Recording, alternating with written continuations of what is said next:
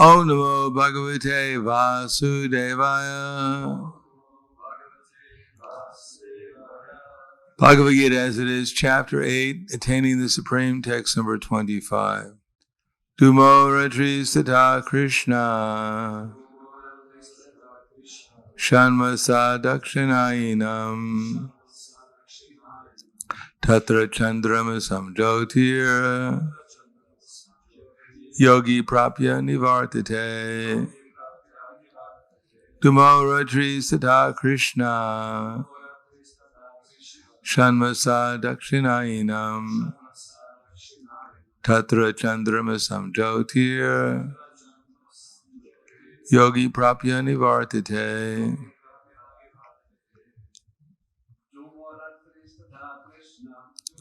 Ajisada Krishna Shanmasa Dakshinayinam Tatra Chandramasam Jyotir Yogi Prapya Nivartate. Tumoratris Tata Krishna Shanmasa Dakshinayinam Tatra Chandramasam Jyotir Yogi Prapya Nivartate. Duma, smoke. Ratri, night. Tata, also. Krishna, the fortnight of the dark moon. Satmasa, the 6 months. Dakshina ayanam, when the sun passes on the southern side. Tatra, there. Chandramasam, the moon planet. Jyoti, the light. Yogi, the mystic. Prapya, achieving. Nivartate, comes back. Translation and purport by His Divine Grace, A.C. Bhaktivedanta Swami Srila Prabhupada. The mystic who passes away from this world are in the smoke, the night, the fortnight of the waning moon, or the 6 months when the sun passes to the south, reaches the moon planet, but again comes back. Purport. The third canto of the Srimad Bhagavatam, in the third canto of the Srimad Bhagavatam, Kapila Muni mentions that those who are expert in fruitive activities and sacrificial methods on earth attain to the moon at death. These elevated souls live on the moon for about 10,000 years by demigod calculations and enjoy life by drinking samarasa. They eventually return to earth. This means that on the moon there are higher classes of living beings, though they may not be perceived by the gross senses.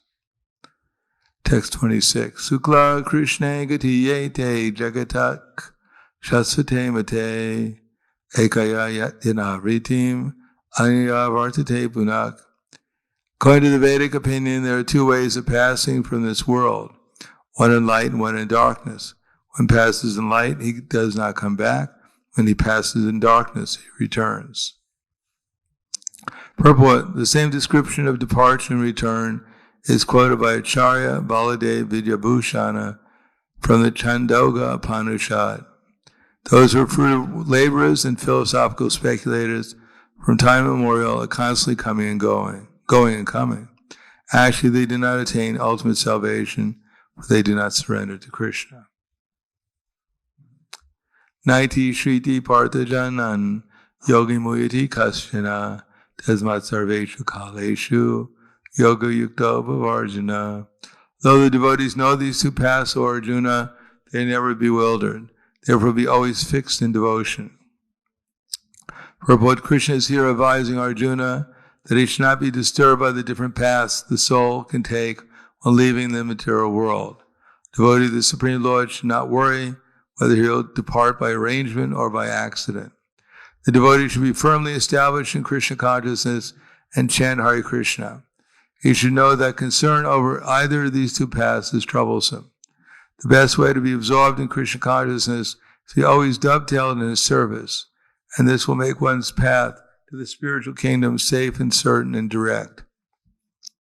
The word yoga yukta is especially significant in this verse. One who is firm in yoga is constantly engaged in Krishna consciousness in all his activities. Sri Rupa Goswami advises, Anasaktasya Vishayan Yatarham Upayum Jitaha. One should be unattached to material affairs and do everything in Krishna consciousness. By this system, which is called Yoga Yukta Vairagya, one attains perfection.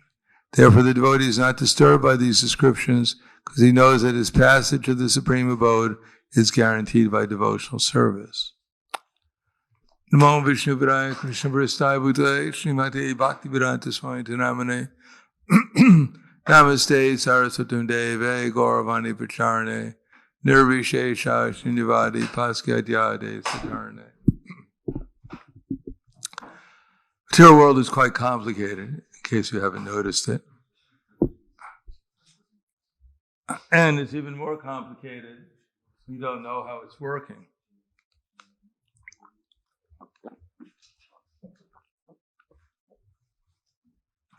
Even people expert at karma kanda, they often get it wrong. For instance, when Krishna killed Kasiraj and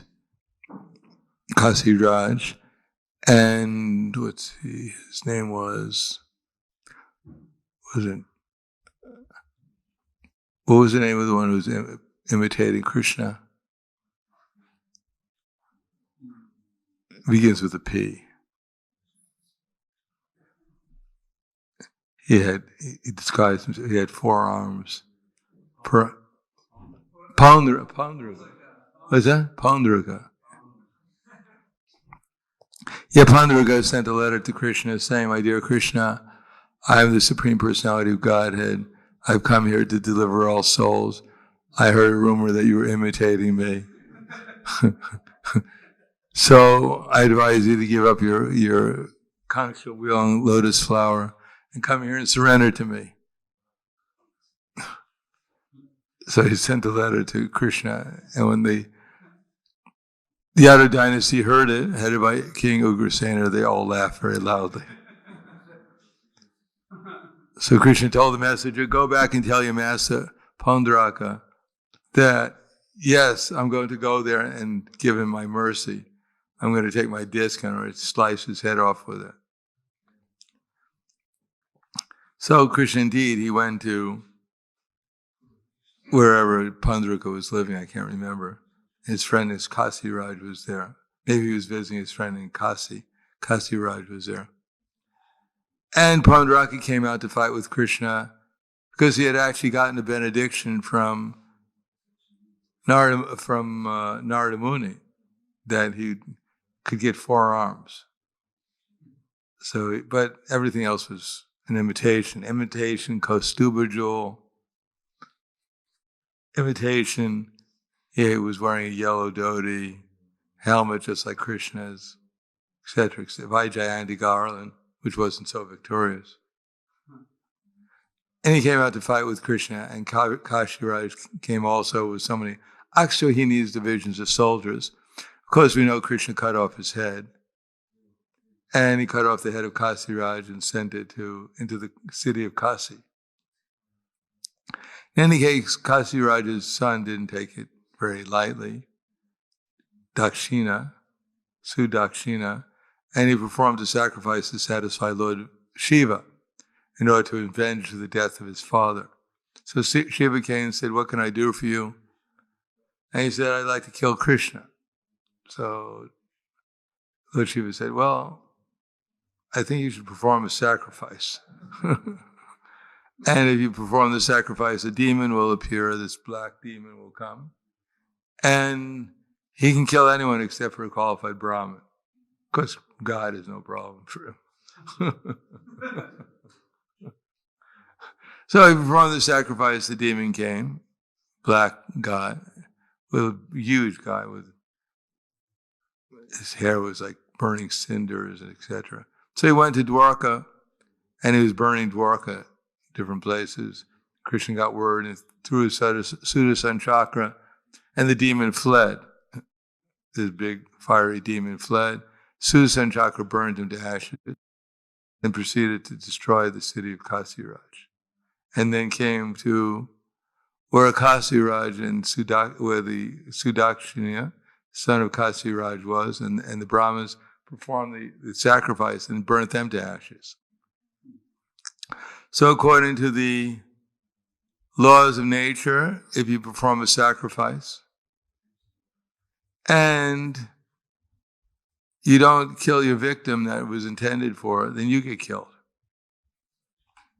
So choose your victim carefully, or else you might be in trouble. So who would know that? You spend all this money and time on a sacrifice to kill your enemy, and the person that winds up burning you to ashes.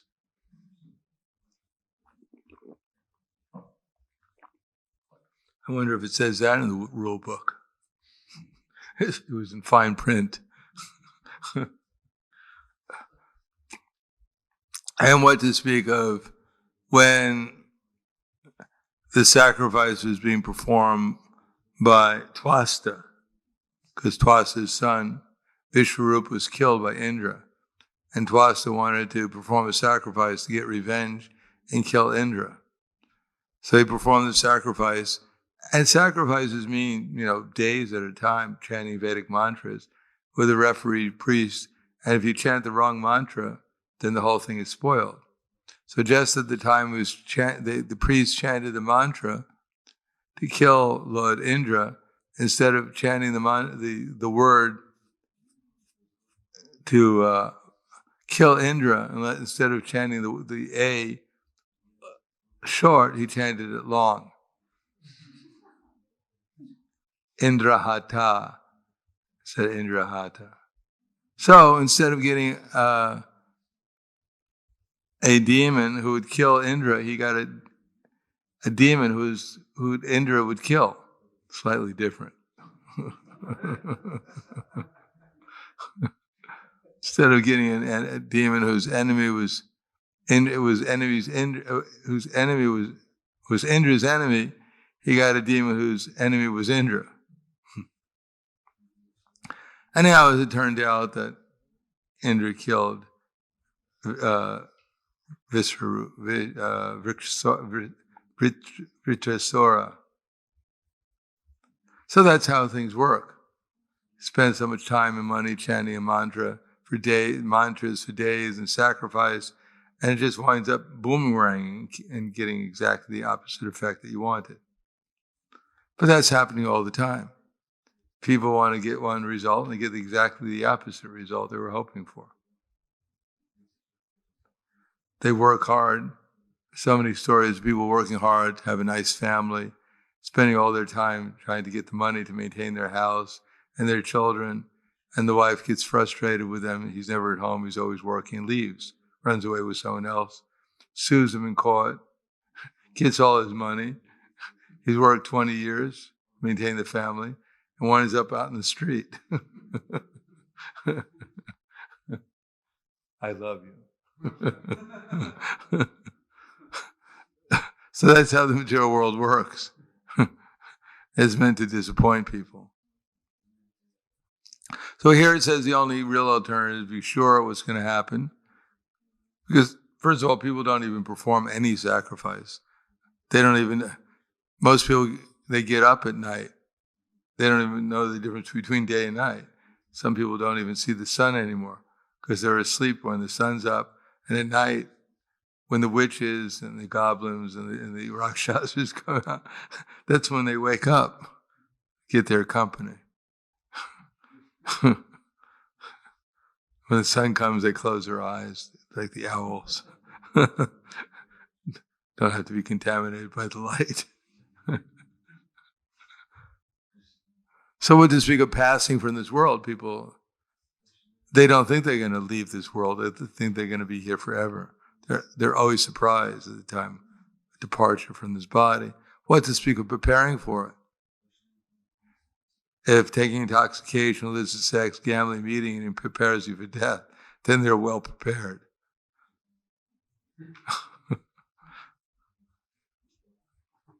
Because they think that is all fairy tale.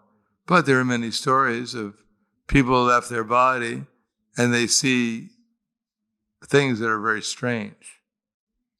One devotee was saying how her father kept on, when she was visiting the hospital, said these horrible looking people, they keep on coming and looking at me. And when Stalin was leaving his body, his daughter reported that he looked up and said, "Get them out of here, get them out of here," before he died. Guess they didn't listen to him. So they may think it's a fairy tale, but actually it's not as nice as a fairy tale. Conclusion is that the only real safe way of preparing ourselves for leaving this body is to chant Hare Krishna. Because without chanting Hare Krishna, there's practically no question of real devotional service. And so therefore, the junction, even in the Nectar Madhuri Kandambini, at Anartha Nivritti, which is the junction between just ordinary practice of devotional service and actually entering into real devotional service, the main focus is offenselessly chanting the holy name. So if we're going to focus on anything, we should focus on offenselessly chanting the holy name. And that can help us bring us from one state of existence to the next, so that even at the time of death, we don't have to worry about exactly where we're going. Wherever we go, we'll be auspicious. So I'll stop there. Any questions or comments?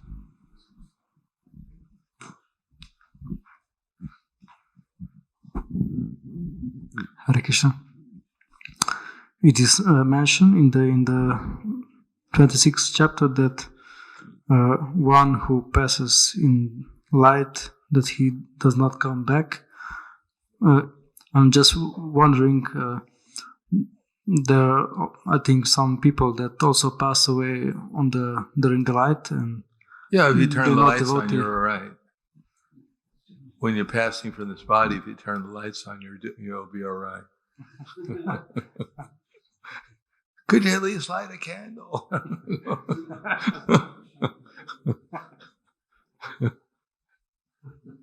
No, light means in Krishna consciousness. Mm-hmm. Not just the sun's up. Well, no problem. That means in Krishna consciousness. I mean, what's mentioned here is Agnir Jyotirha Sukla, which actually refers to the sunlight. But ultimately, because of the context that's being used here, means in Krishna consciousness or not. Because it says if one passes in devotional service, he'll be all right. Not that 50% of the people go back to God. Because the sun was up.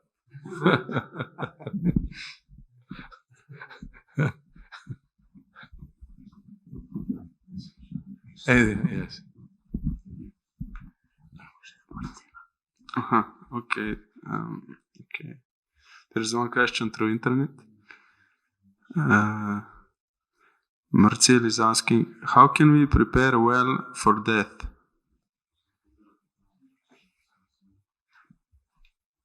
Well, make sure you bring along a lunch pack in case you get hungry.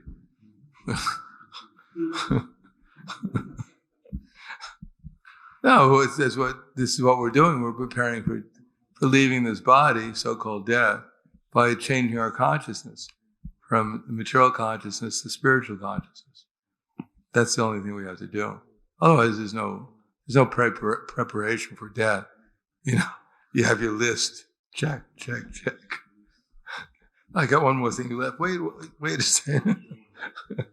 Got to finish this up. So, it's the only preparation for death is chant Hare Krishna. That's the most important preparation. I have one question. Question. Maybe I already know the answer, but just by listening to you. But anyway, I read today in Srimad Bhagavatam, Prabhupada was explaining that from Brahman goes out like the expansion of Krishna's energy, and at the beginning we present to how to say people that aspect of God is the energy.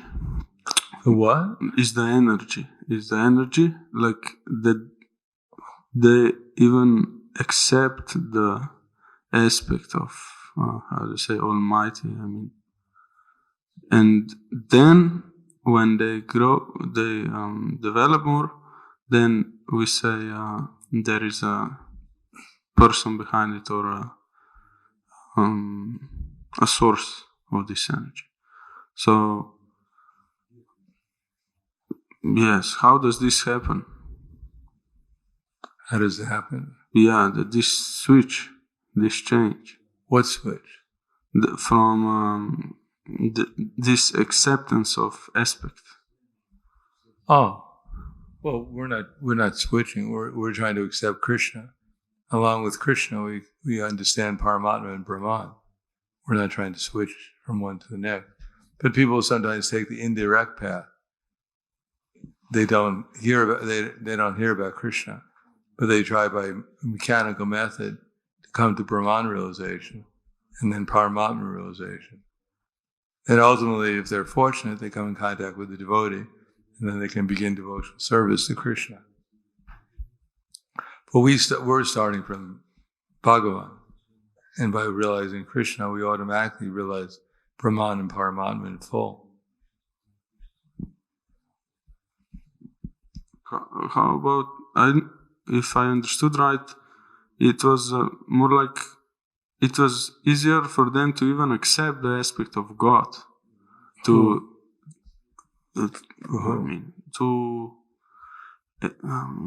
people who doesn't believe in God or even think of Him, that He even exists. Therefore we tell them that there's a God, and we tell them in this age we don't preach impersonalism. And even if one takes up the path of impersonalism, then Prabhupada writes in the 12th chapter of the Bhagavad Gita, then it becomes very difficult at the end of the impersonal realization to accept Krishna as a person. Because due to long impersonalistic absorption, they can't really accept the personality very easily. So therefore it's not recommended at all, the path of impersonalism in this age. Mm-hmm.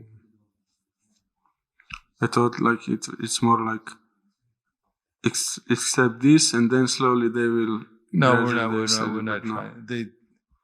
First of all, the path of impersonalism is not so quick. It's real slow, like 10,000 births or so. Okay.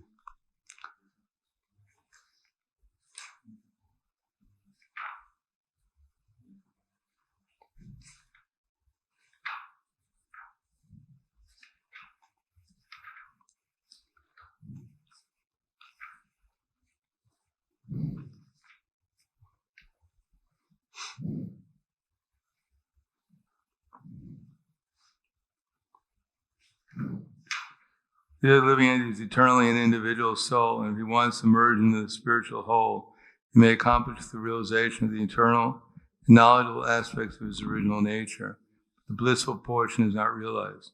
By the grace of some devotees, such as transcendentalists, highly learned in the process of jnana yoga, they come to the point of bhakti yoga or devotional service. At that time, long practice in impersonalism also becomes a source of trouble, because he cannot give up the idea. Therefore, an embodied soul is always in difficulty with the unmanifest, both at the time of practice and the time of realization. Every living entity is partially independent, and one should know for certain that this unmanifest realization is against the nature of the spiritual blissful self. One should not take up this process.